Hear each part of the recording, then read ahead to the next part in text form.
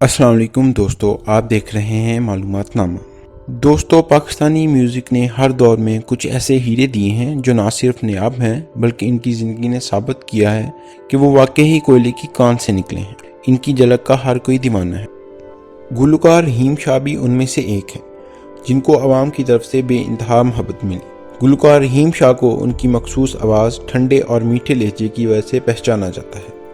दोस्तों, हम आज आपको रहीम शाह के बारे में वो बातें बताएंगे जो आप पहले नहीं जानते होंगे। वीडियो शुरू करने से पहले दरख्वास्त है कि वीडियो के नीचे मौजूद सब्सक्राइब बटन को प्रेस कर दें ताकि आने वाली तमाम न्यू वीडियोस आपको मिलती रहें। गुलकार रहीम शाह का ताल्लुक खैबर पख्तूनख्वा से है लेकिन वालिद स्वात से हैं और कराची में रहीम शाह की पैदाइश और परवरिश हुई। गुलकार रहीम शाह बहुत ही गरीब घराने से ताल्लुक रखते थे जहाँ इनके वालिद का सब्जियों का ठेला था और फिर मजदूरी की गरज से इनके वालिद सऊदी अरब चले गए।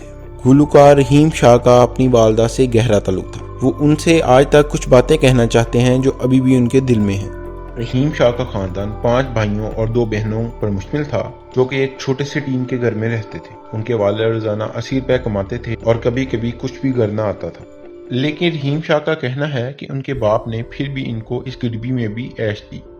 जब इन्होंने पहली बार गाना गाया तो घर में इतनी शदीद मार पड़ी कि वो घर छोड़ने पर मजबूर हो गए और 1 महीने के लिए भाग गए। कहीं जगह ना मिली तो एक मंदिर जाकर रहने लगे और फिर 1 माह बाद जब वापस आए तो जुनून वहीं बरकरार था। इन्होंने अपना पहला गाना पहले तो कभी कभी गम था किसी मोहब्बत में नाकामी पर नहीं बल्कि अपनी गुर्बत पर गाया और इन्हें इस बात पर फख्र है।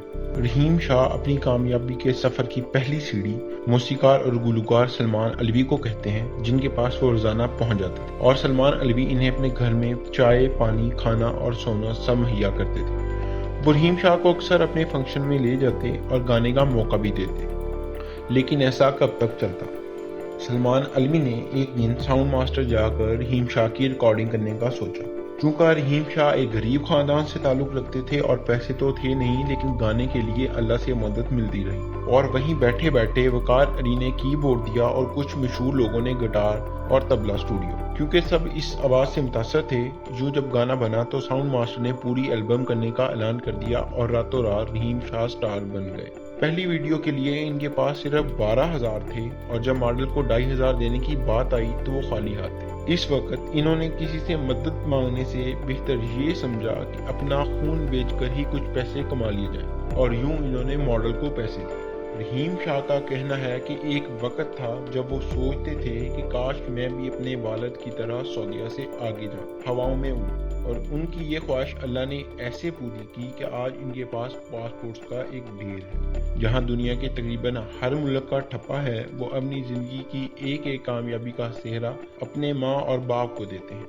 इनके अंदर गुरूर का कोई शायबा तक नहीं। दोस्तों, मैं उम्मीद करता हूँ कि मेरी आज की वीडियो आपको लाजमी पसंद आई हो। आपसे दरख्वास्त है कि चैनल को लाजमी सब्सक्राइब करें। अगली वीडियो तक के लिए अल्लाह हाफिज। शुक्रिया।